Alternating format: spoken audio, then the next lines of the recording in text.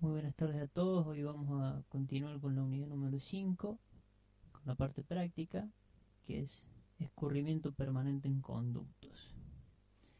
Antes de arrancar, les voy a recordar a los que no han visto el foro que ya está reservada la fecha para el primer parcial de la materia, que será el jueves 25 de junio, en el horario que estaba dispuesto para las clases en su momento presenciales. Ya de la modalidad seguramente será virtual porque la facultad sigue cerrada, pero ya vamos a hablar de la modalidad más llegada de fecha.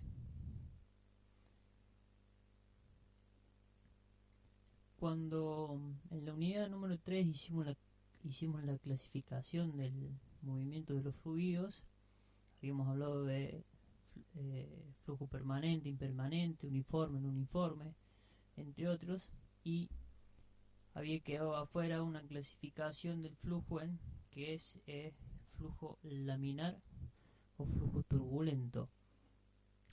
El flujo laminar es un flujo que se mueve de capas o láminas, de allí su nombre, que se deslizan suavemente una sobre otra adyacente.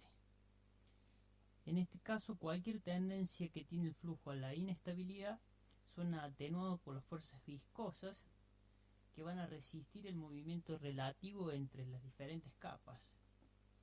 En el caso del flujo turbulento, las partículas fluidos tienen un comportamiento mucho más errático y hay un fuerte intercambio de cantidad de movimiento entre las diferentes capas. La clasificación en flujo laminar o turbulento está indicada por el número de Reynolds, que lo habíamos visto como un número adimensional que relacionaba la densidad, la velocidad, una dimensión, que en este caso será el diámetro, y la viscosidad. O relacionando la viscosidad y la densidad tenemos la viscosidad cinemática. Reynolds planteó un experimento a través de un análisis de flujo en tubos de vidrio. Él armó un planteo de un estanque que mantenía un nivel constante, donde colocaba un tubo de vidrio, en el extremo una válvula que le permitía regular su caudal, en el cual inyectaba un líquido colorido, en este caso podría ser tinta, y en el extremo colocaba un vaso graduado de tal forma de medir el caudal que circulaba por esta tubería. Manteniendo este nivel constante, yo sé que la presión acá, la carga será siempre la misma, y midiendo el volumen en que se llena un vaso graduado, en un determinado tiempo tengo el caudal. Entonces, conociendo el caudal, conozco el tubo que yo tengo aquí, por ende conozco su diámetro, conoceré la velocidad. Y así definió él, en base a la relación que teníamos antes, conocía la densidad del flujo, conocía la velocidad del fluido, el diámetro del tubo y la viscosidad. Entonces, a partir del análisis dimensional, llegó al número que en su honor se denomina número de Reynolds. Mientras él iba variando el caudal y arrancando por un caudal bajo, el flujo él veía una línea continua representada por el flujo laminar, donde se podía observar el flujo en las diferentes láminas, como dije anteriormente. A medida que ese caudal iba aumentando con él la velocidad del flujo, y ya el comportamiento de las líneas de flujo ya era mucho más errático, hasta donde comenzaba a romperse. Cuando comienza a romperse, llega a lo que él denomina como el Reynolds crítico, y donde comenzará a partir de ese momento a mostrarse lo que es el flujo turbulento. Hay parámetros donde el número de Reynolds, con un número de Reynolds menor a 1000, estamos hablando de un flujo laminar, entre 1000 y 10.000, un flujo de transición, y ya cuando el Reynolds es mayor a 10.000, tenemos un flujo turbulento desarrollado. Era normal para que ustedes pudiesen ver este experimento en la cátedra, hacer lo que era el ensayo del experimento de Reynolds en el laboratorio de hidráulica. Por obvios motivos eso va a ser imposible, así que yo traje aquí lo que son los aparatos de Reynolds del laboratorio. Son dispositivos que con este estanque, aquí colocamos el agua, donde con esta espuma amortiguamos el movimiento del agua para conservar la carga, y con una canilla mantenemos ese nivel constante. Aquí tenemos el pequeño estanque donde depositaremos la tinta, y tenemos el tubo transparente y una llave que nos permitirá regular el caudal. Si a eso le sumamos un cronómetro o un reloj para medir el tiempo y un vaso grabado, podremos medir ese caudal.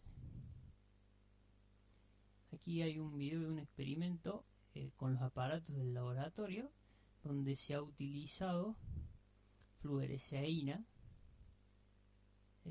para desarrollar el práctico.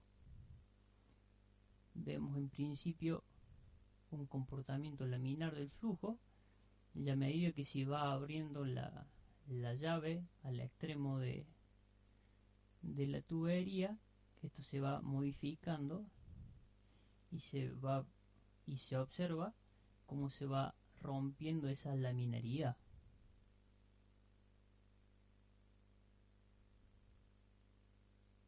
¿Ves? Donde se rompe por completo, y ahí ya estaríamos llegando a el flujo crítico o un flujo turbulento.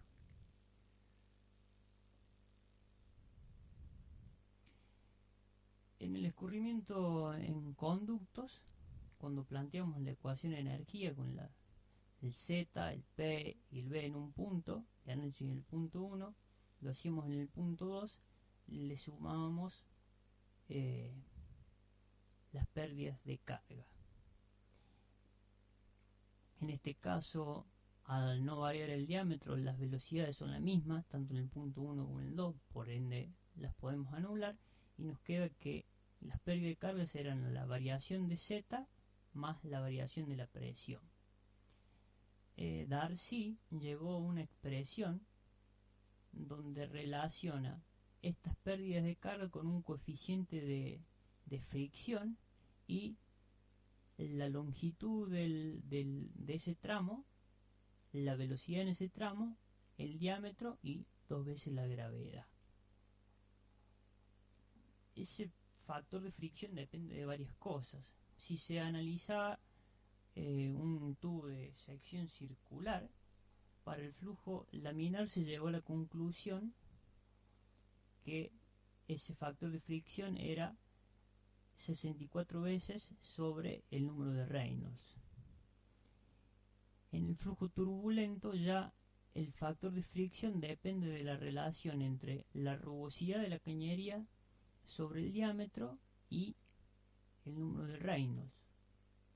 En el año 1939 fue Colebrook quien estableció una ecuación para poder calcular este coeficiente de fricción, pero con el inconveniente de que no podemos resolver de forma directa, ya que es una ecuación implícita, porque tenemos a la raíz de f en ambos miembros de la ecuación. fue Moody quien se encargó de analizar cañerías variando la rugosidad de esta cañería y analizando el flujo para diferentes valores de relaciones de rugosidad sobre el diámetro, o sea, de rugosidad relativa, y formó su ábaco, donde en primera parte tenemos el comportamiento del flujo laminar, donde tenemos una ecuación lineal respecto a una base logarítmica. Por este lado tenemos el F de fricción y aquí tenemos el número de Reynolds. Y tenemos diferentes curvas para diferentes valores de rugosidad relativa. El ábaco en nuestro práctico es muy útil, pero muchas veces cuando queremos hilar un poquito más fino con el valor del factor de fricción y al ser escalas logarítmicas es difícil encontrar los valores precisos de Reynolds. Si yo ingreso con un valor de Reynolds por aquí, decir bien cuál es el valor del factor de fricción. Para eso se han planteado ecuaciones que representan bastante bien el comportamiento del ábaco de Moody en la parte turbulenta, que por un lado tenemos esta ecuación que es la que se ha dado en el teórico, donde acá esta raíz de f ya no va, esa es la ecuación,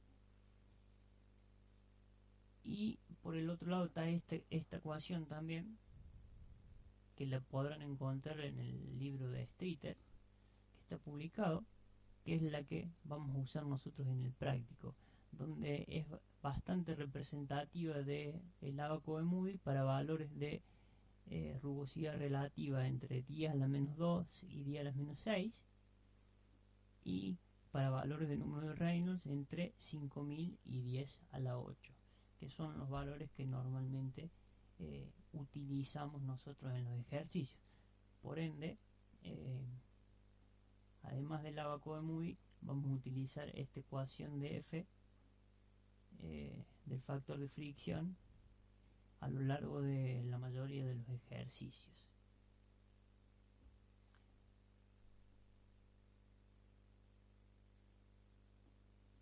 Planteando un ejercicio, nosotros vamos a encontrar unos diferentes tipos de ejercicios dependiendo de los datos.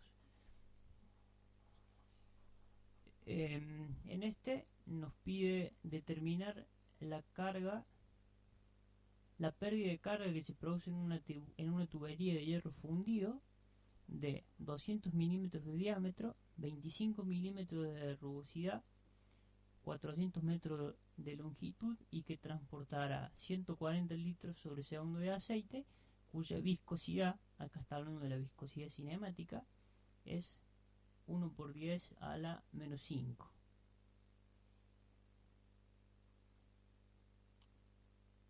Tenemos prácticamente todos los datos que nos pide la ecuación de Darcy para calcular el HF, porque tenemos la longitud, tenemos el diámetro, no tenemos la velocidad, pero somos capaces de calcularla por la ecuación de continuidad, relacionando la velocidad y el área. Tenemos el epsilon y la viscosidad.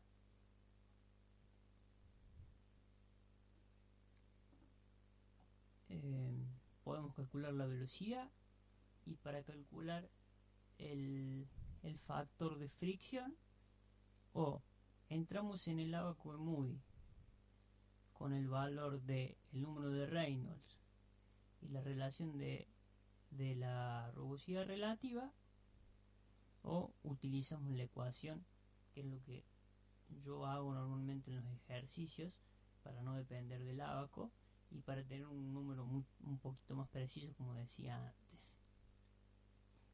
En este caso tenemos todos los datos, por lo que nos da un valor de F de fricción de 0,0234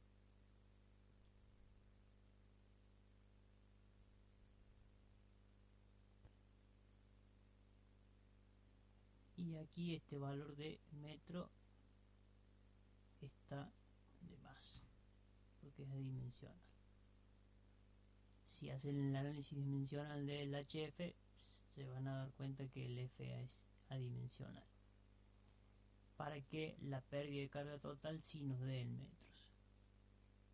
Con estos datos nos da que la pérdida de carga para esa cañería, para ese caudal, es de 47,36 metros. Antiguamente, cuando se utilizaban este tipo de cañerías de hierro fundido, el factor de fricción iba variando con el tiempo, porque el diámetro no era un valor constante. O sea, no estoy diciendo que cambiaba el diámetro del caño, seguía siendo de 200 milímetros en este caso, pero en el interior se iban formando incrustaciones propias del agua, de la reacción entre el agua y el hierro fundido, y iba modificando la rugosidad del caño. Hasta hay en casos de caños que quedan obstruidos en su totalidad. Entonces había un estudio en sí mismo de cómo iba variando este F a lo largo de los años. Si alguno ha tenido la posibilidad de ver una remodelación de alguna casa vieja que tiene cañerías de hierro fundido o de plomo, podrán o habrán visto cómo están estos caños por dentro. Hoy el polietileno y el PVC o los caños de PRFB han venido a solucionar esto, dando valores que no se modifican en el tiempo y ayudándonos bastante para no perder sección en nuestro conducto.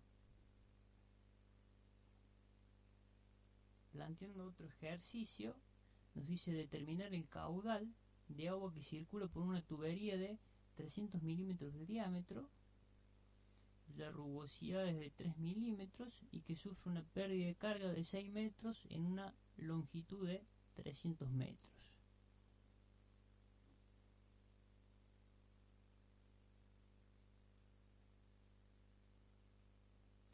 Ahora, si planteamos nuevamente la ecuación de Darcy para determinar las pérdidas de carga, ya no tenemos todos los datos necesarios. Al tener que calcular el caudal, tenemos el diámetro pero no tenemos la velocidad. Entonces tenemos una ecuación y tenemos dos incógnitas, porque al no tener la velocidad no tenemos F. F no la tenemos directamente, pero sí podemos estimarla. Si nosotros consideramos que el flujo es turbulento y se ha desarrollado por completo, si vemos el ábaco de Moody, para valores altos del número de Reynolds, ya el factor de fricción no depende del número de Reynolds, sino que depende de la rugosidad relativa del material. Y eso tiene que ver con el comportamiento que tiene la capa viscosa en un flujo laminar y en un flujo turbulento, cuestión que han visto en el teórico. Entonces, si nosotros consideramos que el flujo turbulento está desarrollado por completo y trabajamos en esta parte del ábaco, podríamos ingresar con un valor de factor de fricción considerando la rugosidad relativa, y estaríamos en un valor bastante cercano al valor de fricción real para esa ecuación.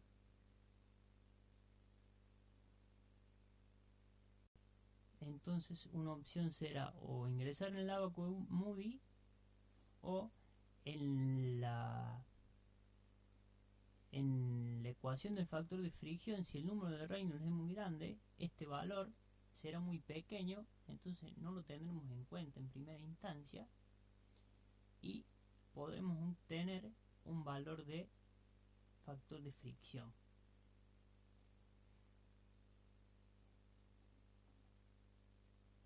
Con este valor de factor de fricción podremos despejar de la ecuación de HF la velocidad y podemos calcular una velocidad supuesta.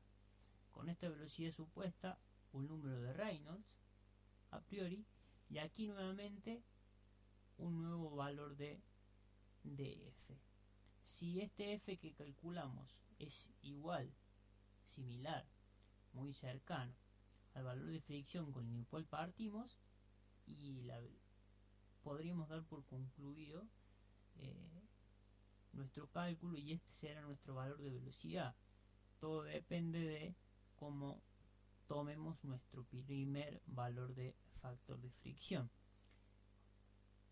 Aquí, cuando se hace manualmente, y es lo que normalmente pasa en los parciales, tienen que ustedes aprender a utilizar la calculadora y hacerse prácticos con ello, de tal forma de poder ir calculando un valor a través del otro y no tener que cargar continuamente las diferentes fórmulas, para poder hacer un proceso iterativo un poquito más rápido.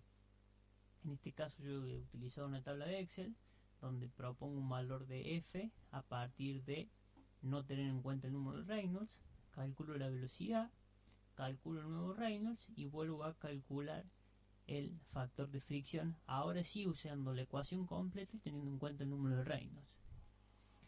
Si vemos, el factor de fricción ha variado, pero no ha variado demasiado.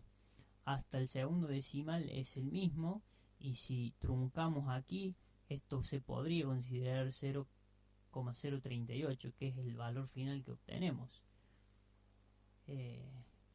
Si vemos entre la segunda iteración y la tercera, tenemos un cambio recién en el sexto decimal. Esto uno lo hace porque en el Excel es gratis y rápido.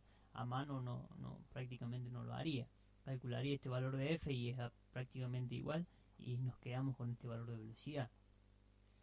Con esta velocidad de 1,758 metros sobre segundos, y a través de la ecuación de continuidad relacionando la velocidad y el área, podemos calcular el caudal, que en este caso nos da 124,28 litros sobre segundo.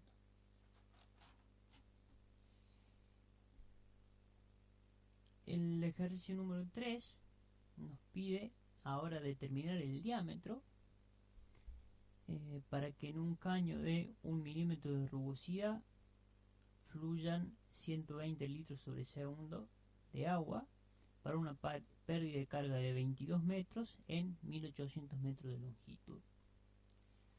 En estos ejercicios yo les estoy dando el valor de la rugosidad.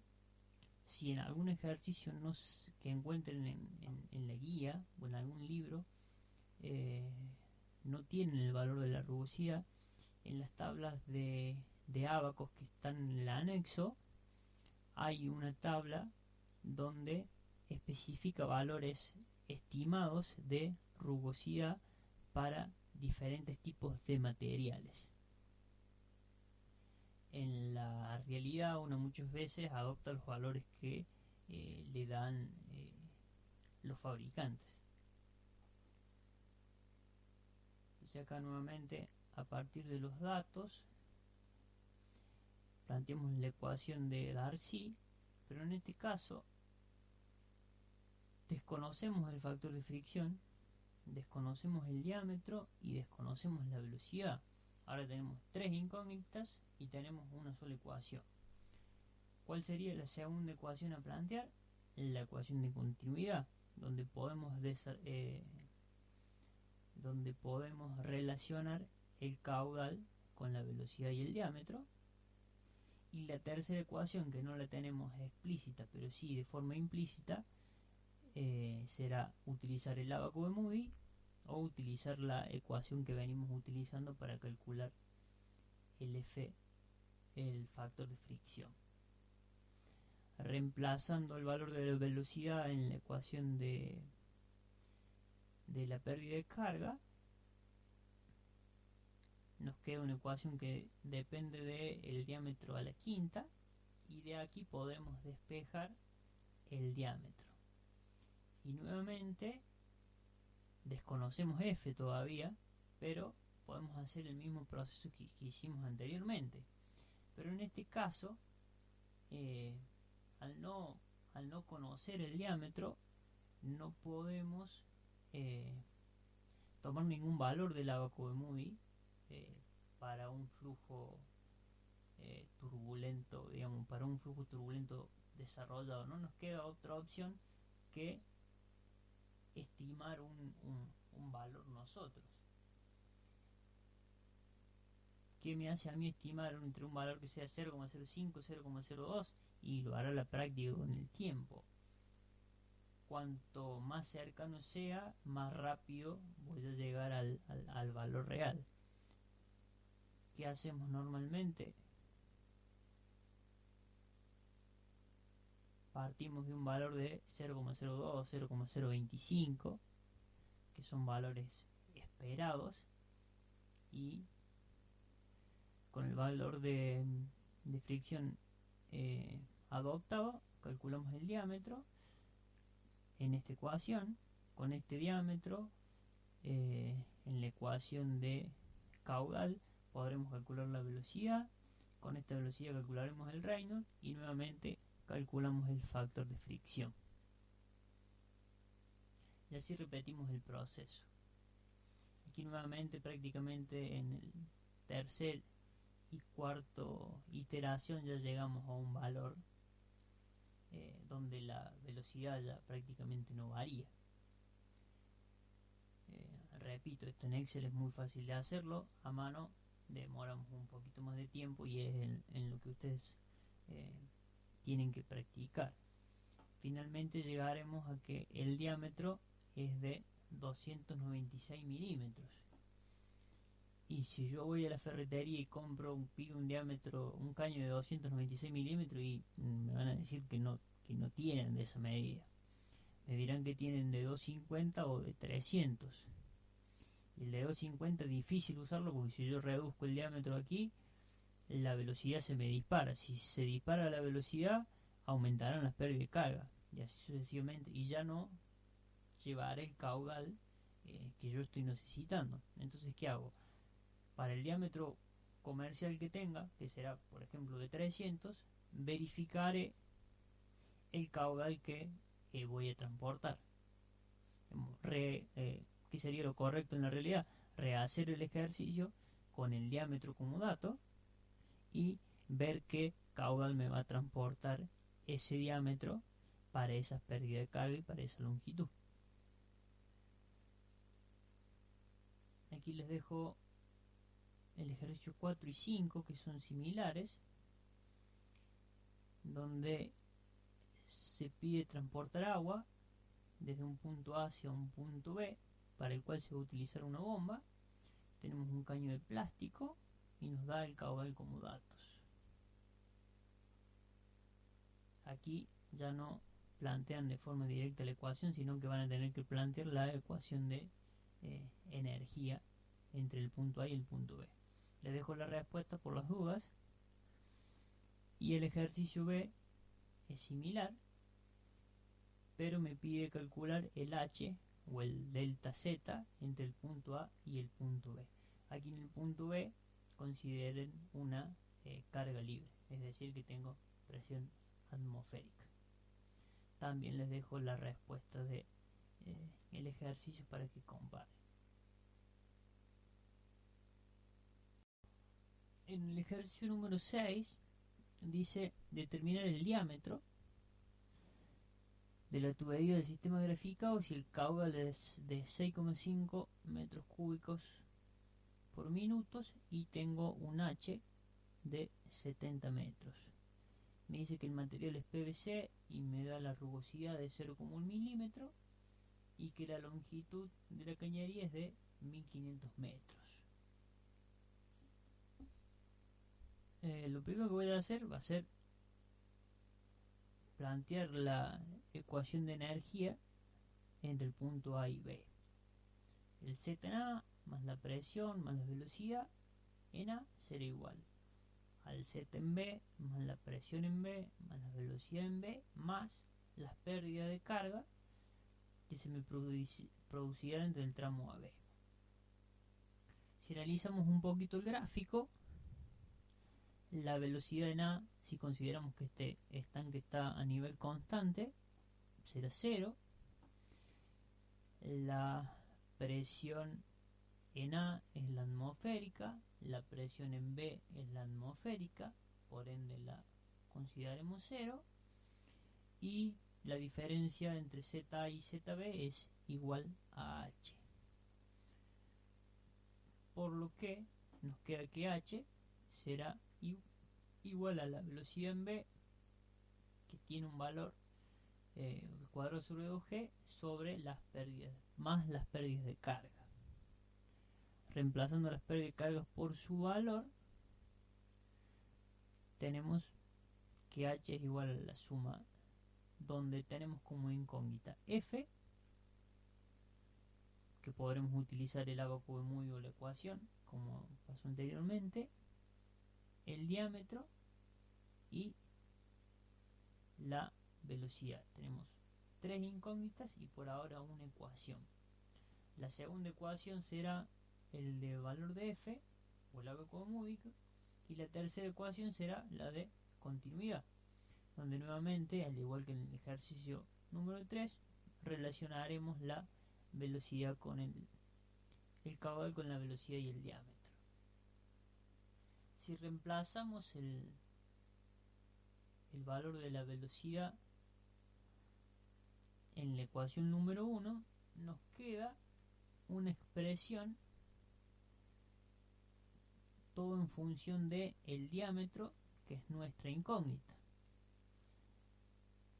Una ecuación de diámetro a la cuarta y diámetro a la quinta. Si quisiéramos despejar de aquí el diámetro, sería una tarea un poquito complicada, porque yo puedo multiplicar todo por D, pero me va a continuar quedando por D a la cuarta, pero me va a quedar continuando un D aquí. Entonces sería una tarea laboriosa y se transforma en un problema matemático y no en un problema hidráulico.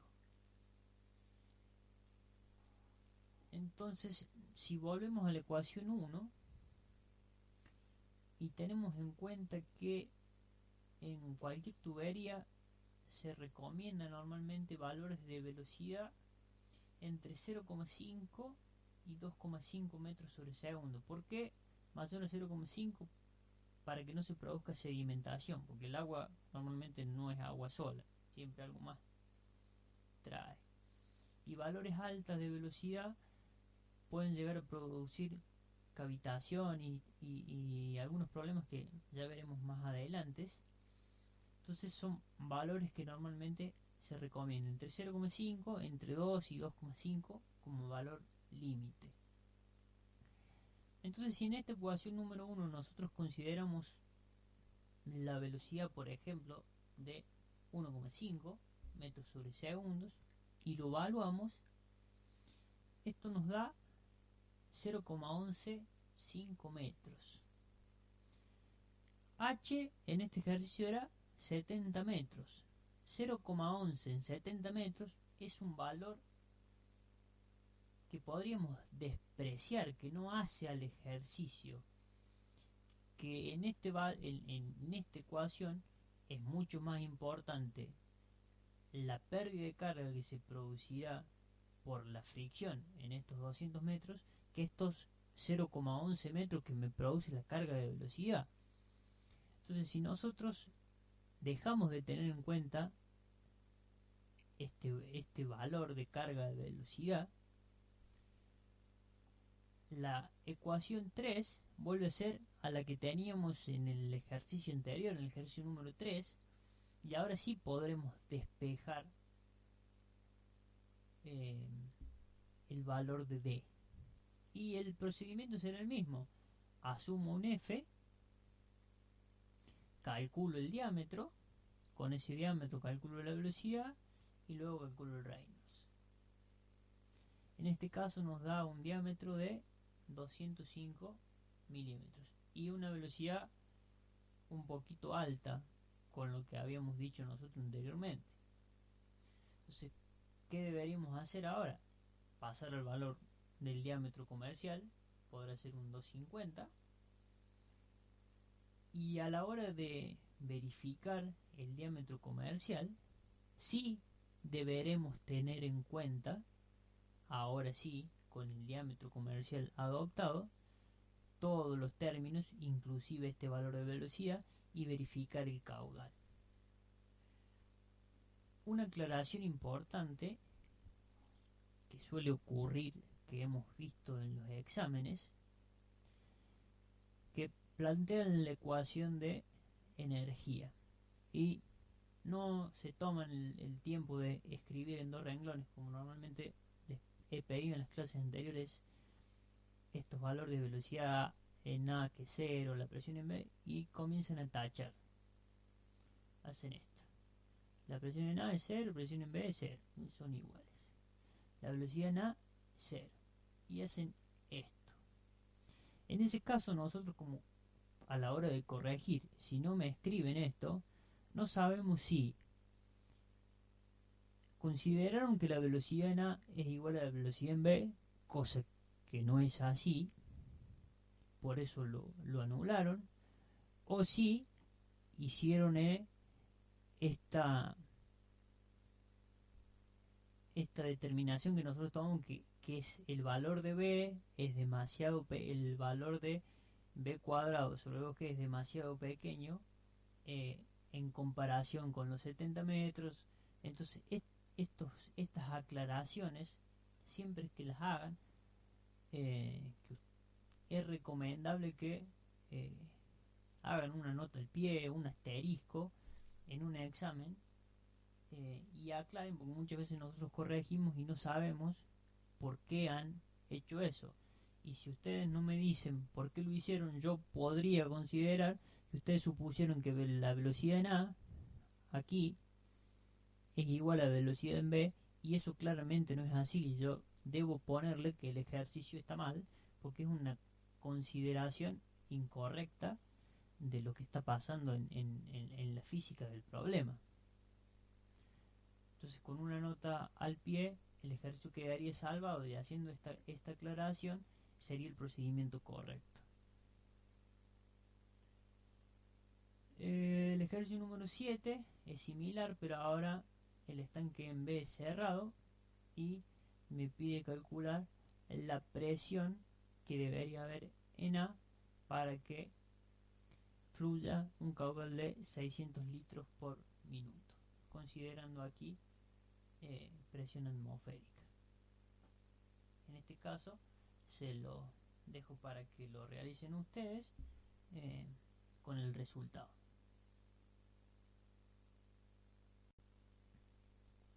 El ejercicio número 8 nos dice que nos pide determinar el diámetro de la tubería de impulsión para que con una bomba de 17 HP, aquí tengo una bomba, con un rendimiento de 0,86, fluyan 25 litros sobre segundo. Nos dan los desniveles y nos da el diámetro de la cañería de ingreso. A simple vista y sin hacer demasiadas ecuaciones, yo podría decir que si yo parto desde el punto A a un punto B antes de la bomba, se me producirán estas pérdidas de carga, y si yo tengo una determinada presión en B, acá por la altura de la bomba se me producirá un salto, porque estoy entregando energía, y llegar al punto C como la presión y la velocidad aquí es 0, con el nivel. Y diré que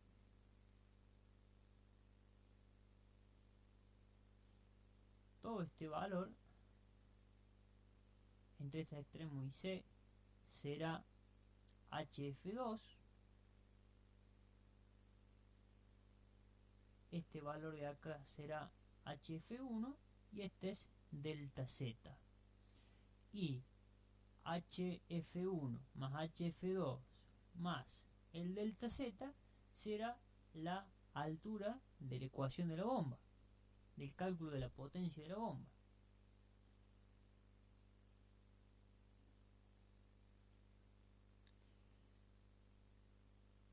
en este filmina me dan lo mismo, pero un poquito mejor escrito. Entonces, antes de calcular por calcular, vamos a plantear las ecuaciones que para llegar a esta solución. Si yo planteo la ecuación de energía o Euler entre A y B, considerando B antes de la bomba, el punto B aquí, tengo los valores en A, los valores en B más HF1, producido por la tubería número 1, que es esta.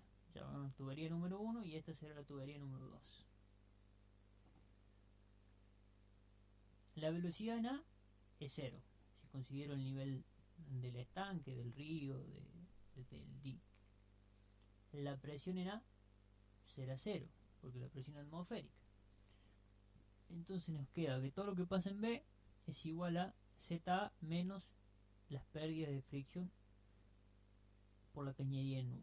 Las pérdidas de fricción en cañería 1 tengo todos los datos para poder calcularlo. Tengo el diámetro, tengo la velocidad.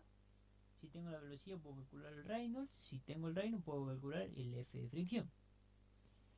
Entonces ahora plantearemos Euler entre el punto B aquí y el punto C, pero libre aquí en el agua.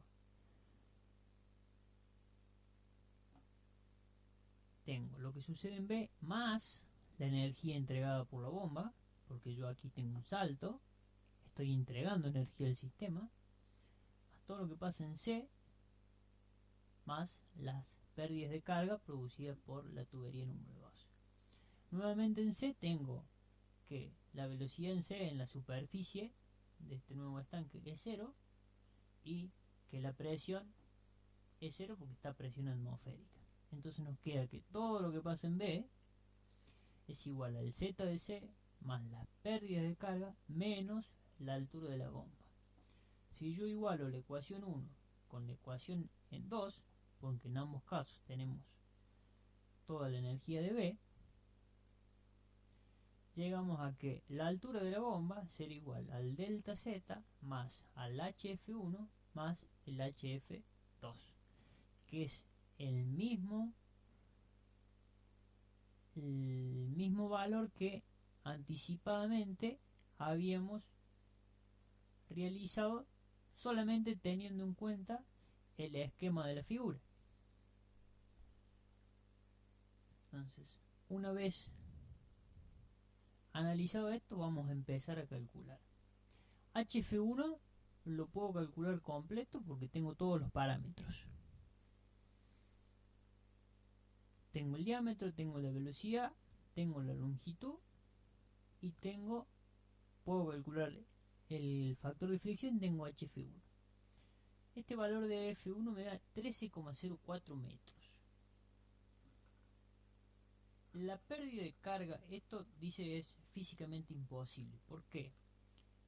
La pérdida de carga máxima que puedo tener en el ingreso de una bomba máxima ideal será de 10 metros. ¿Por qué 10 metros? Porque 10 metros de columnas de agua representan a la presión a la que nosotros estamos en la naturaleza. Una atmósfera son 10 metros. Una succión de que haga una bomba de un mayor valor de 10 metros está diciendo que está succionando más que el cero absoluto que está en algún nivel de la atmósfera que no sé dónde está, y es imposible físicamente. En la práctica este valor normalmente, o sea, serán 10 metros si yo me encuentro a 0 metros sobre el nivel del mar y no tenemos en cuenta ninguna ni nada raro. En la práctica este valor está definido por lo que es el NPSH de la bomba, que lo da el fabricante, o pasando esa sigla a nuestro idioma, puede ser conocido como el CNPA, que es la carga neta positiva de aspiración. Este es un valor que da el fabricante de la bomba, que normalmente se puede oscilar entre 7 metros, 8 metros, 6 metros. Ese será nuestro valor límite de pérdida de carga que podremos tener en la succión de la bomba. Entonces, si debo disminuir este valor de HF1, ¿qué puedo cambiar? Y la longitud rara vez la puedo cambiar, porque la bomba normalmente lo pongo lo más cerca que puedo. La velocidad va a depender del diámetro. Bueno, entonces ¿qué cambio? Cambio el diámetro, me voy al diámetro comercial siguiente. En este caso yo adopté un diámetro de 100 milímetros. Para un diámetro de 100 milímetros, la pérdida de carga cambia abruptamente y pasó de 13 metros a casi 4 metros, 3,88 metros. ¿Por qué? Porque si yo acá pongo todo en función del caudal, esto está en función del diámetro de la quinta. Entonces nuestra pérdida de carga ahora será de 3,88. En esta ecuación tenemos el HF1, el delta Z, lo conocemos, y deberemos calcular la altura de la bomba para poder calcular el HF2. La altura de la bomba, de la ecuación de la bomba, el caudal por la densidad, por la altura de la bomba, por el rendimiento por 75. Despejando la altura de la bomba de aquí nos da 43,86 metros. Ahora sí, nosotros despejamos de aquí, de esta ecuación que llegamos al final, el HF2, que es lo que necesitamos saber para poder calcular el diámetro 2, y ponemos todo en función del diámetro.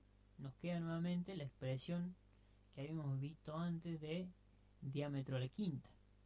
Despejando el diámetro nos queda raíz quinta de la relación del caudal, el factor de fricción 2, la longitud 2, y en este caso el H que tenemos aquí será la sumatoria del HB, el delta Z y el F.